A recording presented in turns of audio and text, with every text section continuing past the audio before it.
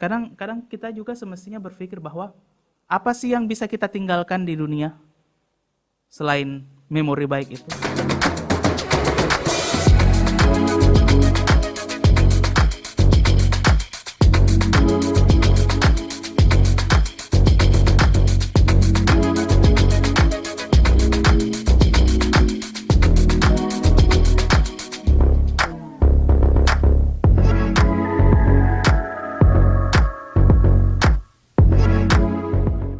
Oke, teman-teman sekalian, selamat berjumpa kembali di channel saya, Memori Baik.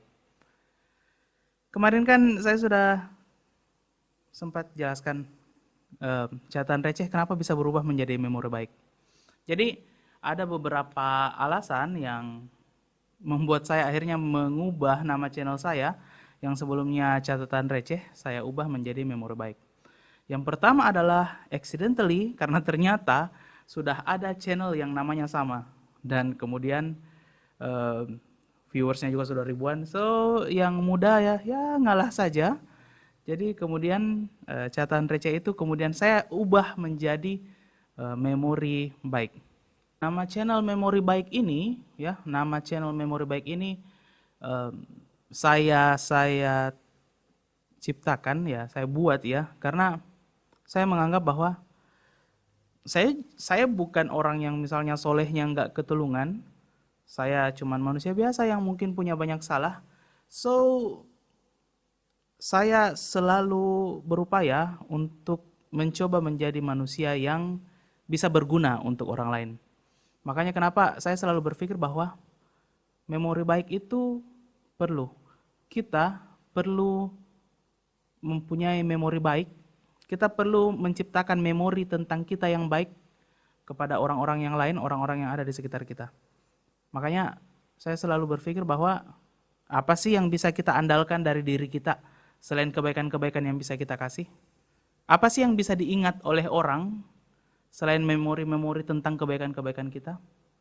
Intinya itu. Makanya kenapa saya mengubah nama channel saya menjadi dari catatan receh berubah menjadi memori baik. Makanya kemudian membuat nama channel saya menjadi memori baik, ini juga sebagai upaya saya untuk membuat orang-orang terdekat saya, sahabat-sahabat saya, atau keluarga-keluarga saya kemudian bisa mengingat saya berdasarkan memori-memori yang baik itu. Channel YouTube ini saya buat hanya untuk mencoba sharing sebanyak-banyaknya hal-hal baik yang saya tahu kepada teman-teman sekalian. Jadi channel YouTube ini saya gunakan untuk menjadi memori baik bagi teman-teman sekalian untuk mengingat seorang Ade Sulmi Indrajat misalnya. Saya juga kadang berpikir visioner, berpikir jauh ke depan. Apa sih yang kemudian akan diingat misalnya oleh anak-anak saya, oleh cucu-cucu saya, Apa yang kemudian akan mereka ingat kalau misalnya nanti kemudian saya telah tiada, saya telah wafat kemudian. Apa sih yang mereka bisa lihat dari saya selain memori-memori baik yang saya tinggalkan?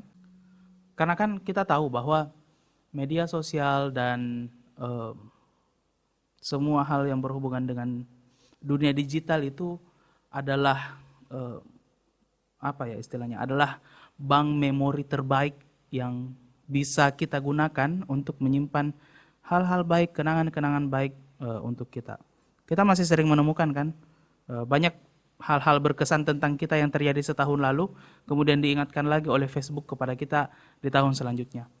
Saya maunya seperti itu loh. Jadi saya mau membuat media sosial yang saya punya, Facebook yang saya punya misalnya, saya membuat tulisan-tulisan yang baik, lalu kemudian channel YouTube saya membuat vlog, podcast yang baik, ya itu adalah bagian dari upaya saya untuk membuat orang-orang memiliki memori baik tentang saya. Apa sih yang bisa kita andalkan selain kebaikan-kebaikan dan memori baik yang bisa mereka simpan tentang kita? Jadi simpelnya gitu sih.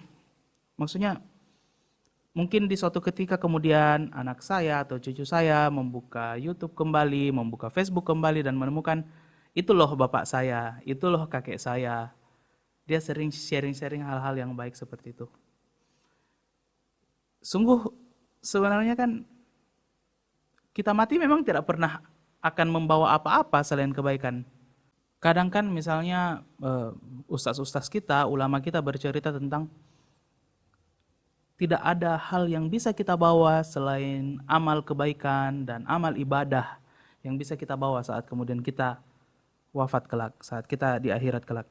Kita memang tidak membawa apa-apa selain hal tersebut, selain amal kebaikan itu. Cuman kalau boleh menambahkan, kadang-kadang kita juga semestinya berpikir bahwa apa sih yang bisa kita tinggalkan di dunia selain memori baik itu. Jadi alangkah baiknya kalau kemudian kita selalu berupaya untuk sharing hal-hal yang baik, untuk membantu hal-hal yang baik, lalu kemudian kita menang di dua arah.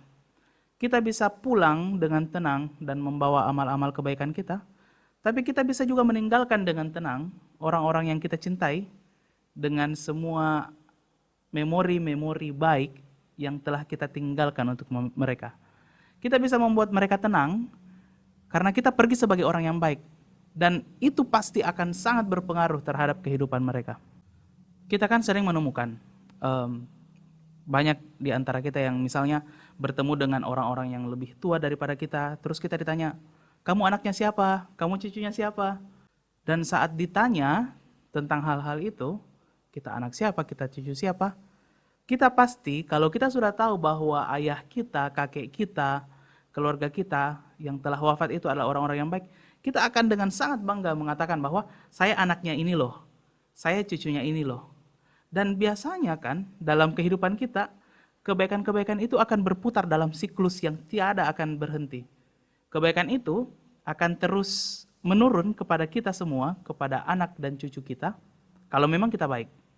Kita sering sekali kan, wah itu anaknya si ini, wah itu cucunya si ini, ayo kita tolong dia anaknya si ini loh. Si ini itu baik loh. Kita sering mendapatkan hal-hal itu. Makanya kalau kita kemudian berbuat jahat, kalau kita kemudian meninggalkan memori-memori buruk pada orang-orang, imbasnya bukan pada kita saja, atau mungkin kita tidak akan mendapatkan imbasnya. Tapi kemudian anak cucu kita akan mendapatkan imbas dari memori buruk yang kita simpan di benak, di kepala orang-orang lain. So, kita datang tidak membawa apa-apa, kita juga pulang tidak akan membawa apa-apa selain itu amal kebaikan kita, dan yang akan kita tinggalkan adalah memori-memori baik kita.